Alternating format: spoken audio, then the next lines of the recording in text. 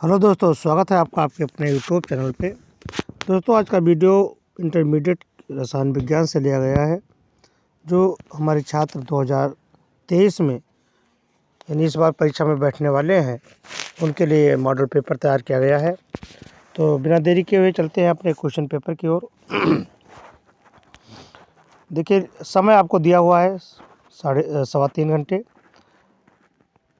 तो प्रश्न आपका ये पहला आ गया कि इस प्रश्न के प्रत्येक खंड में 4 विकल्प दिए हुए हैं। सही विकल्प चुन करके अपनी उत्तर पुस्तिका में आपको लिखना है।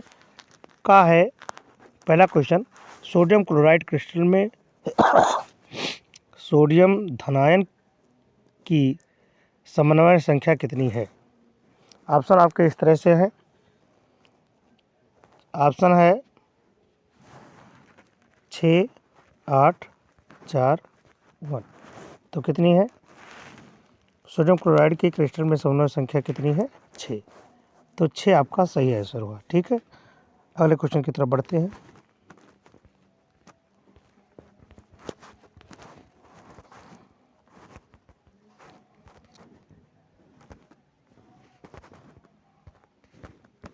ये रहा अगला क्वेश्चन।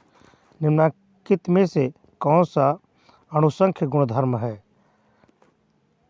पृष्ठ तनाव, श्यानता, प्रासरण या फिर प्रकाशिक सक्रियता? तो क्या है? प्रासरण। प्रासरण आपका राइट आंसर है। अगले क्वेश्चन की तरफ बढ़ें।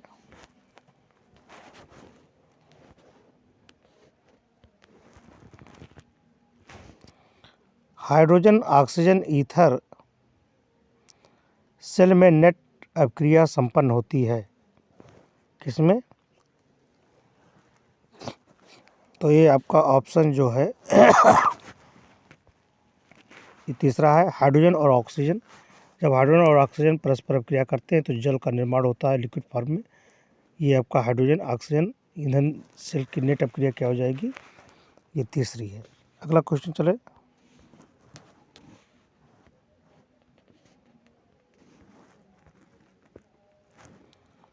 प्रथम कोट की अभिक्रिया में सांद्रण इकाई m गुना घटाया जाता है तो इसका वेग स्थिरांक का मान क्या होगा? तो इसका मान क्या होगा? m गुना बढ़ेगा, घटेगा या फिर ये सही, तीसरा सही है इसमें, पहले बढ़ेगा फिर घटेगा। ठीक है, चलिए अगले क्वेश्चन की तरफ बढ़ते हैं।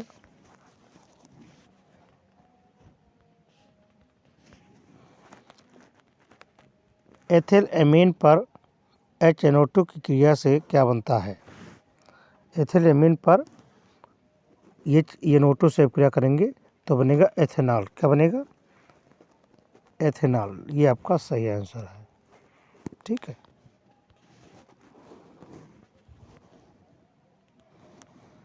अगला क्वेश्चन है, विटामिन B1 का रासायनिक नाम क्या है? विटामिन B1 का रासायनिक नाम क्या है? थायमीन। क्लियर? ये थायमीन है। चलिए, तो ये आपके इस तरह से विकल्प हो गए। ठीक है, अब चलते हैं अगले क्वेश्चन की तरफ। अति लघु उत्तरीय क्वेश्चन आपके किस तरह से हैं?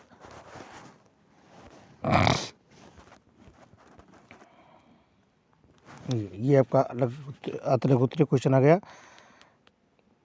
दो का NaCl के एकक सेल का आयतन 1.81 इंटू 10 की पावर -22 सेंटीमीटर क्यूब है। तो NaCl के एकक सेल के घनत्व की गणना करना है।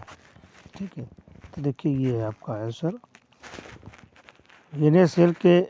NaCl यूनिट के प्रत्येकांक का आयतन B बराबर 1.81 इंटू 10 की पावर -22 सेंटीमीटर क्यूब है।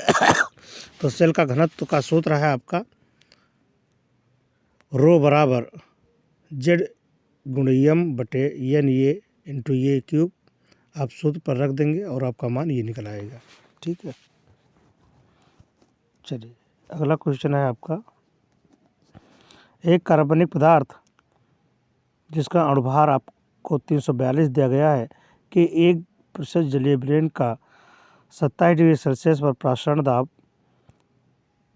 546 0.7 mm पाया गया है, तो ब्रेन स्थिरांक का मान ज्ञात कीजिए। ठीक है, ये क्वेश्चन है आपका, तो आंसर आपका लीजिए ये है प्रसरण दाब P बराबर W/m/R/T/V से लिया गया है। तो देखिए ये है आपका, सभी का मान पहले रख दीजिए, ये मान रख देंगे, ये आपका आंसर रहा। ठीक है,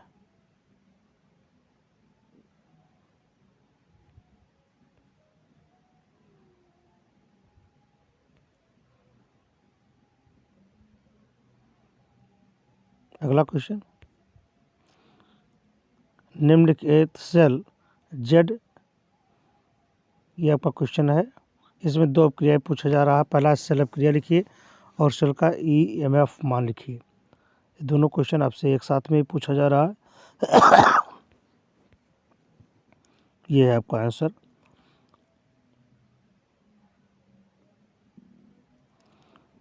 तो सेल की अपक्रिया यह है आपकी। ठीक है, चलिए अगले क्वेश्चन की तरफ बढ़ते हैं। देखिए, ज़्यादा बेहतर होगा कि आप पेन और कॉपी लेकर के बैठें, ताकि प्रत्येक क्वेश्चन को आप नोट करते रहें। जो भी इम्पोर्टेंट क्वेश्चन आपको लगे उसको याद करते रहें, नोट करते रहें, ताकि आपकी परीक्षा में कोई व्यवधान न उत्पन्न हो पाए। कोलाइडी अवस्था में औषधियाँ अधिक प्रभावी क्यों होती हैं, आपको क्वेश्चन में बताने। आंसर आपका रहा ये हाजिर है। कोलाइडी कणों का पृष्ठीय क्षेत्रफल अधिक होने के कारण इनमें अधिशोषित होने की प्रवृत्ति बहुत अधिक पाई जाती है, इसलिए कोलाइडी अवस्था में औषधियाँ अधिक प्रभावी होती है। ठीक है, अगले क्वेश्चन की तरफ पढ़ो। ये देखिए, बड़ा ही इंपॉर्टेंट क्वेश्चन है आपका। 6 ग्राम यूरिया को 200 ग्राम जल में घोलने पर जल के क्वथनांक में उन्नयन की गणना कीजिए। जल के लिए मोलर उन्नयन स्थिरांक का मान 0.52 केल्विन किलोग्राम प्रति मोल है। ये आपका क्वेश्चन। तो देखिए आंसर रहा इसका ये।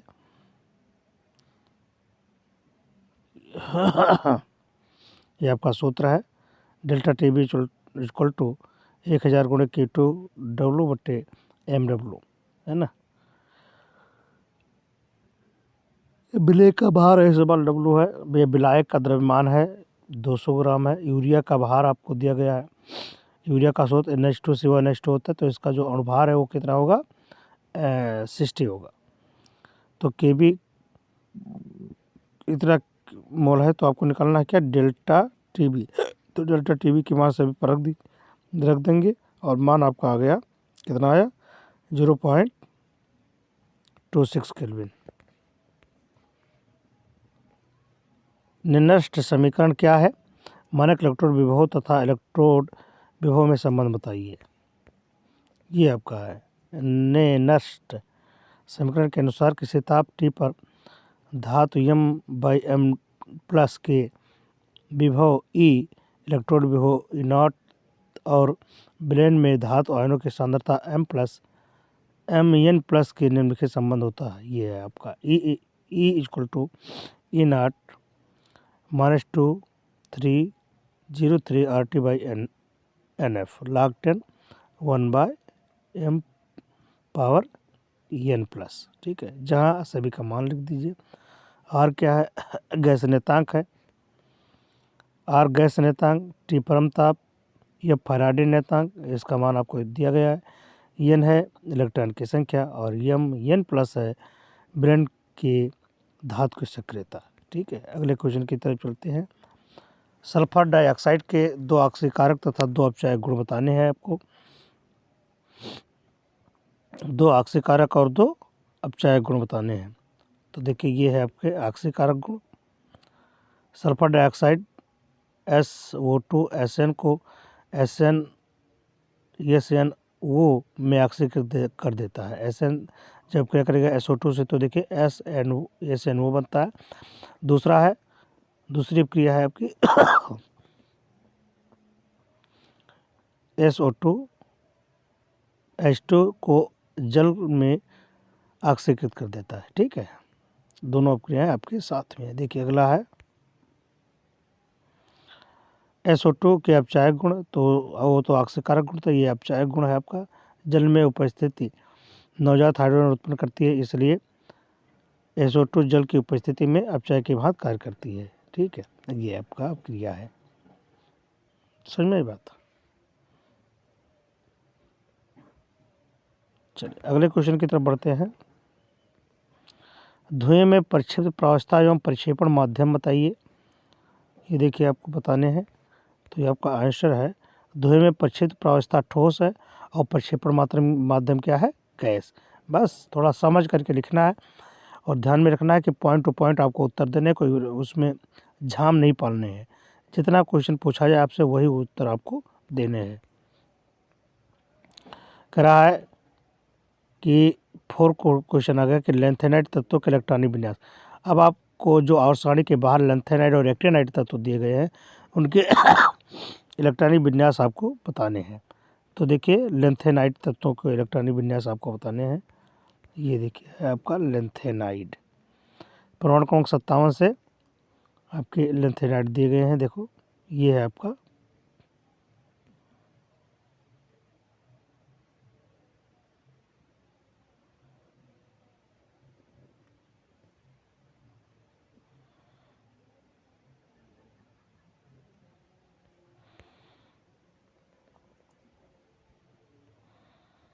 ये आपको सभी लैंथेनाइड के तत्व दे दिए गए हैं। समझ आई बात?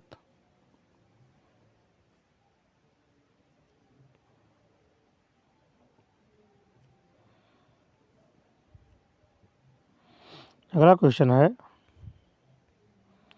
एक कार्बनिक यौगिक ये के अपचयन से गुणसूत्र C2H7N वाला अमीन प्राप्त होता है, जो क्लोरोफॉर्म तथा कास्टिक पोटास के साथ गर्म करने पर तीव्र दुर्गंध वाला यौगिक B बनाता है। ये तथा B के संरचनात्मक सूत्र लिखिए। ठीक है, ये है क्वेश्चन आपका। तो आंसर रहा आपका यूं आपकी स्क्रीन पर।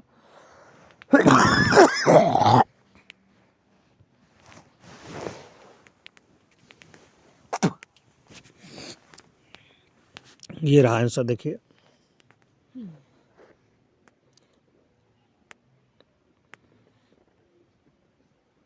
कल्पना कल्पना ओ कल्पना क्या करना ना बोलो।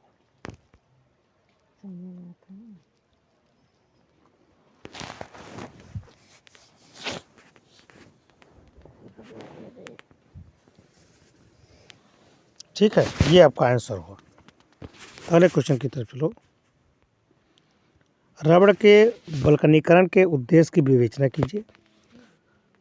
तो रबड़ के बल्कनीकरण के उद्देश्य आपके ये दिए। रबड़ के बल्कनीकरण, शुद्ध प्राकृतिक रबड़ मृदु एवं संश्लेषी होता है। इसके उपयोगी बनाने के लिए रबड़ को बल्कनित करना आवश्यक होता है। रबड़ के बल्कनीकृत में रबड़ को सल्फर के साथ में गर्म करते हैं, जिसके परिणाम स्वरूप सिस पॉली आइसोप्रीन श्रृंखलाओं के साथ में कार्बन सल्फर सल्फर कार्बन क्रॉसबंध बन जाते हैं। ठीक है, ये देखिए, ये देखिए इसका भाग है।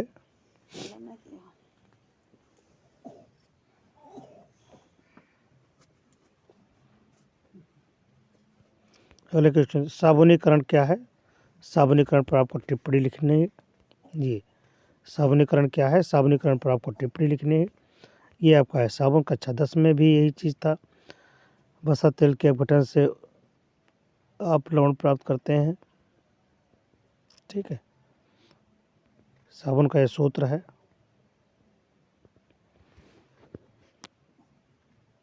अगला क्वेश्चन,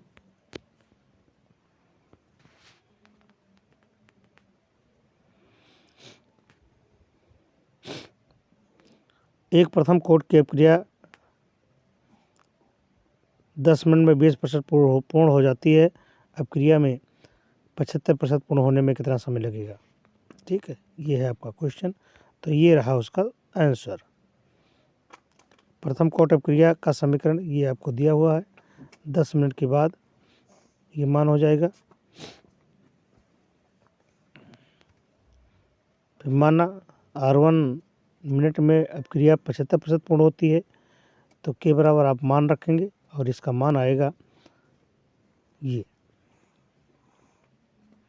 ठीक, चलिए अगले क्वेश्चन की तरफ बढ़ें। निस्तापन किसे कहते हैं? जिस भट्टी में निस्तापित किया जाता है उसे उसका सूत्र बताना है आपको, भट्टी का चित्र भी बताना है। तो ये देखिए आपको निस्तापन, किसी क्रिया में सांद्रित अयस्क को इतना गर्म करते हैं कि वो पिघले नहीं।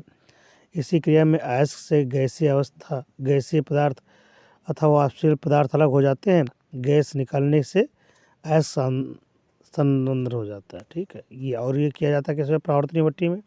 ये रहा आपका परावर्तनीय भट्टी का चित्र, ये चित्र है आपका परावर्तनीय भट्टी का।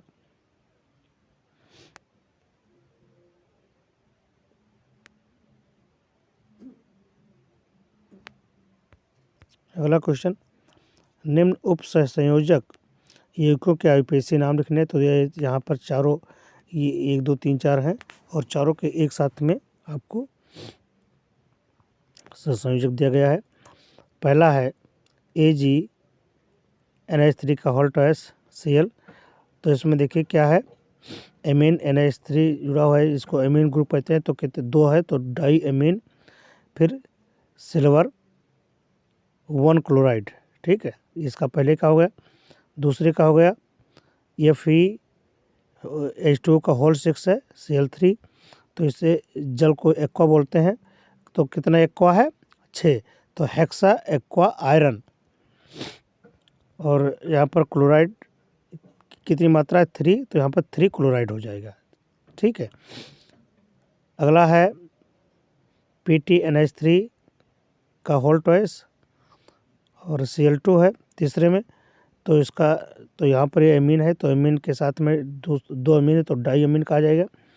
डाई एमीन, फिर डाई क्लोरो प्लेटिनम सेकेंड।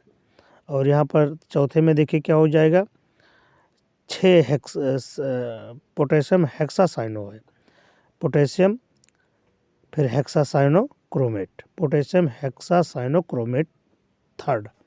ये आपका चारों का नाम होगा। ले लीजिए आपके स्क्रीन पर, ये है इसका चारों का नाम। ये चारों नाम आपको याद रखने हैं। ठीक है, हम अगले वाले वीडियो में आपको इसका नॉमेनक्लेचर, आईयूपीएसी का नॉमेनक्लेचर पढ़ाएंगे। ठीक है, तो वहाँ पर सभी चीज़ें क्लियर करवा देंगे। अगला क्वेश्चन देखिए, निम्नलिखित अपक्रियाओं पर टिप्पणी लिखना। डॉर्जन अपक्रिया और हुन्सडीकर अपक्रिया। तो डॉर्जन अपक्रिया देखिए क्या है, ये सोडियम मेथॉक्साइड की उपस्थिति में अल्फा हाइड्रो एस्टर से संघनित होता है तो अल्फा बीटा एथॉक्सी एस्टर बनता है, जो ग्लाइसिसिटी एस्टर कहलाता है। ठीक है, ये आपका सूत्र है, इसे डॉर्जन अपक्रिया कहते हैं। ठीक है, और देखिए हुन्सडीकर अपक्रिया क्या है, ये आपका हुन्सडीकर अपक्रिया है। अम्ल के सिल्वर लवण को Br2 के साथ कार्बन टेट्राक्लोराइड की उपस्थिति में रिफ्लक्स करने पर एल्किल हैलाइड्स बनते हैं। ठीक है, ये ठीक है, तो इसे हुन्सडीकर अपक्रिया कहते हैं। फिनाल बनाने की विधि का वर्णन, बहुत ही इंपॉर्टेंट क्वेश्चन आ गया। फिनाल बनाने की किसी एक विधि का वर्णन कीजिए, अपक्रिया से संबंधित रासायनिक समीकरण भी दीजिए, इसका परीक्षण भी कीजिए। यानी 3 और पूरे लॉन्ग आंसर पूछा है, 5 नंबर आपको मिलेगा। तो देखिए चलते हैं, आपको फिनाल बनवाते हैं। ये फिनाल है, बेंजीन डाइजोनियम क्लोराइड के जलीय विलयन का भाप आसवन करने पर फिनाल बनाया जाता है। देखो 6CH5NH2, यह है आपका diazonium chloride, benzene diazonium chloride से ये आप बनाते हैं। तो 6CH5NH2 को अपक्रिया कराते हैं तो बेंजीन बनता है, बेंजीन डाइजोनियम क्लोराइड बनता है 6CH5N2Cl। जो आपका ये है, यह है आपका डाइजोनियम क्लोराइड। और फिर डाइजोनियम क्लोराइड में जब जल अपघटित करते हैं अर्थात जल मिलाते हैं तो क्या बनता है, आपका फिनाल बन जाता है। ठीक है, तो ये फिनाल CCH5OH आपका फिनाल का सूत्र है। अब फिनाल के रासायनिक परीक्षण में देखिए, फिनाल फेरिक क्लोराइड विलयन के साथ में बैंगनी रंग देता है। फिनाल का सांद्र सल्फ्यूरिक अम्ल के सन में घोल करके सोडियम नाइट्रेट यानी NO2 यानी NO2 के जलीय विलयन में जलन की कुछ बूंद डालने पर मिश्रण को तरण करने पर लाल रंग आता है, जो NaOH का जलीय विलयन अधिक में डालने पर नीला हो जाता है। इसे लीबरमान परीक्षण कहते हैं। ठीक है,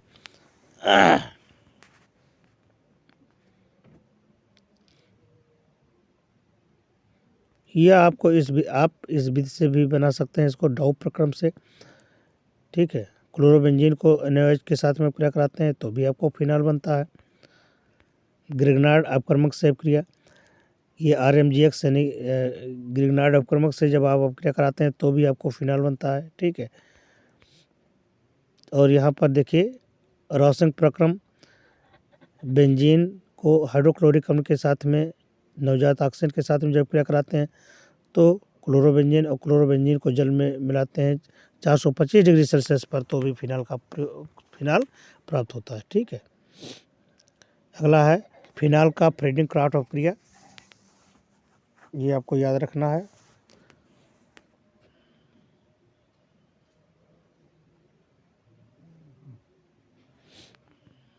समझ में बात। अगला देखिए, अब आपको केवल रासायनिक समीकरण देने हैं। ये देखिए क्या होता है जब केवल रासायनिक समीकरण देना है। बेंजल्डिहाइड का कास्टिक सोडा विलयन के साथ में जब गर्म किया जाता है तो क्या होता है, केवल रासायनिक समीकरण आपको देने हैं। तो देखिए ये है आपका, ये बेंजल्डिहाइड को जब सोडा यानी OH के साथ में जब क्रिया करते हैं तो ये आपको प्राप्त होता है। ठीक है,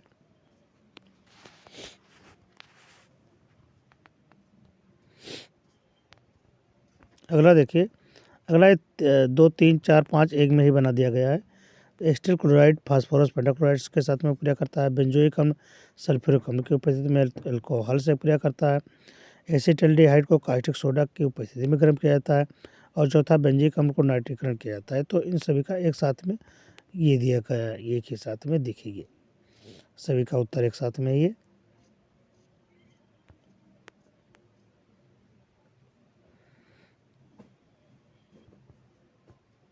ठीक है, ये आपको बारी बारी से देख लेना होगा।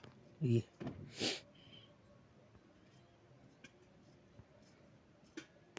अगला क्वेश्चन है कैसे प्राप्त करेंगे, ये भी केवल रासायनिक समीकरण अथवा करके दिया हुआ है कि कैसे प्राप्त करेंगे, केवल रासायनिक समीकरण देना है आपको।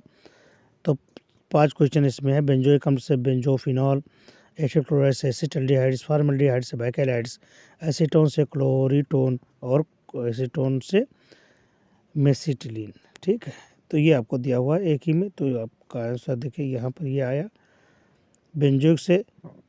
बेंजोइक एसिड से बेंजोफिनॉल आपको बनाने हैं। ये तो बेंजोइक एसिड से आपको बनाएगा बेंजोफिनॉल। ये देखिए दूसरा आंसर आपका ये है।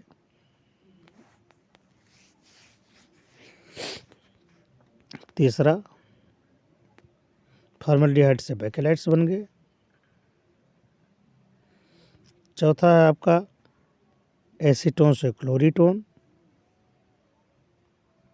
ठीक है, और फिर लास्ट में है एसीटोन से मेसिटिलीन। ये ठीक है, अगला क्वेश्चन देखें।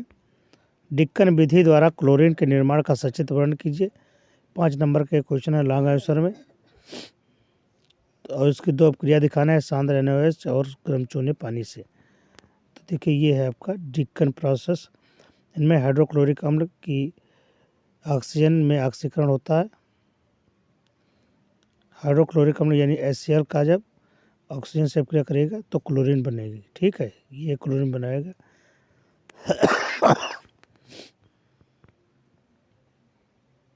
डिक्कन विधि है।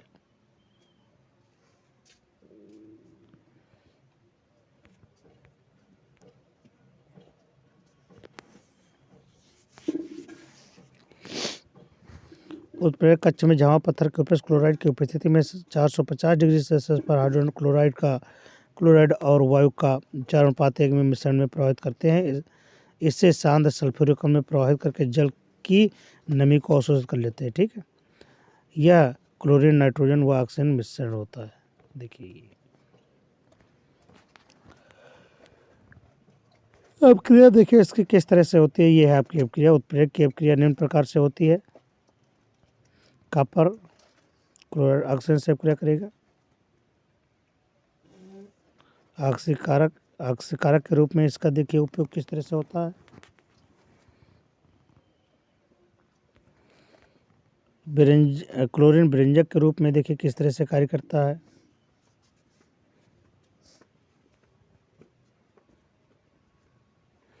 गर्म चूने के पानी से क्रिया, पहले से आपसे बताया गया कि गर्म चूने से क्रिया कराएगा, तो गर्म चूने से क्रिया कराएगा तो आपका बनेगा कैल्शियम क्लोरेट, ठीक है। और दूसरा है सांद्र तथा गर्म कास्टिक के साथ में क्रिया करेगा, ये आपको प्राप्त हुआ, ठीक है। अगला क्वेश्चन पूछ रहा है अथवा करके ओस्टवाल्ड विधि से HNO3 नाइट्रिक अम्ल के निर्माण के रासायनिक समीकरण चित्र सहित वर्णन करना है, ये आपको बताने हैं। ये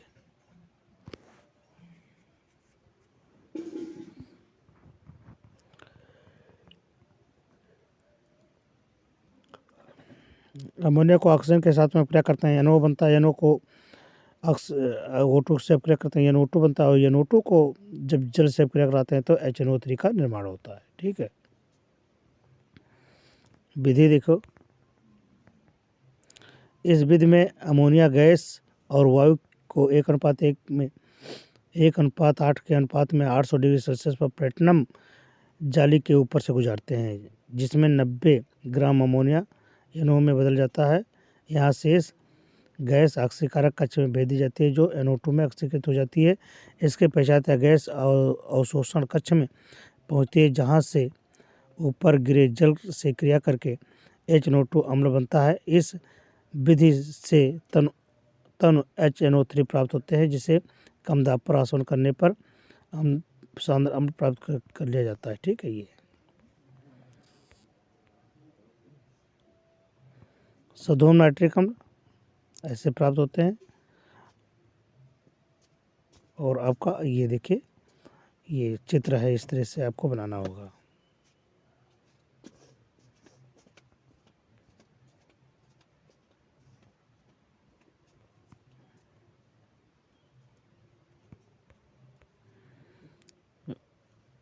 नाइट्रिक अम्ल से अम्ल राज प्राप्त करना। एक आयतन सांद्र नाइट्रिक अम्ल में 3 आयतन सांद्र हाइड्रोक्लोरिक अम्ल मिलाने से अम्लराज प्राप्त होता है। यह प्रबल ऑक्सीकारक है तथा सभी धातुओं से क्रिया करता है। फास्फोरस से क्रिया करेगा, फास्फोरस से जब HNO3 क्रिया करेगा तो NO2 बनेगा। आयोडीन से क्रिया करता है और फिर सल्फर से क्रिया करता है, ठीक है। अगला क्वेश्चन है ग्लूकोज का संरचनात्मक सूत्र यानी संरचना सूत्र लिखना है। इसके रासायनिक अभिक्रिया का वर्णन करना है। पॉलीहाइड्रॉक्सी एल्डिहाइड का होना सिद्ध करिए। ये है ग्लूकोज का ये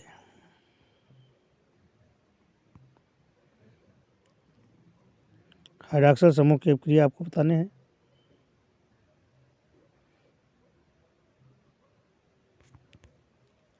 दूसरा करा एसियन से ग्लूकोज से क्रिया, ये है आपका।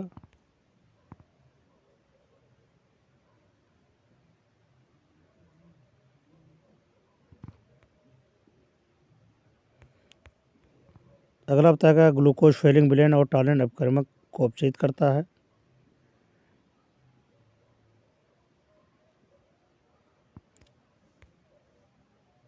अगला है आपका विटामिन क्या है, विटामिन क्या है, जो भी आप कह सकते हो। विटामिन क्या है, इनके कितने समूह हैं, इसके विषय में लिखिए। आपको बताने कि विटामिन क्या है और इनके समूह क्या हैं, कितने प्रकार के ये होते। तो देखिए ये विटामिन। अगला क्वेश्चन आपको विटामिन पर है, उससे पहले वाला वीडियो देखिए। ये आपको ग्लूकोज का है।